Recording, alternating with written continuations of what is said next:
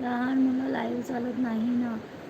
हो नाही चालत, म्हणजे एकटी असेल तर नाही चालत, पण जर मम्मी पप्पांसोबत असली तर चालतात. आणि एकदा मी पूर्ण वाट लावली. एकदा मी पूर्ण वाट लावली. काय झालं सांगू?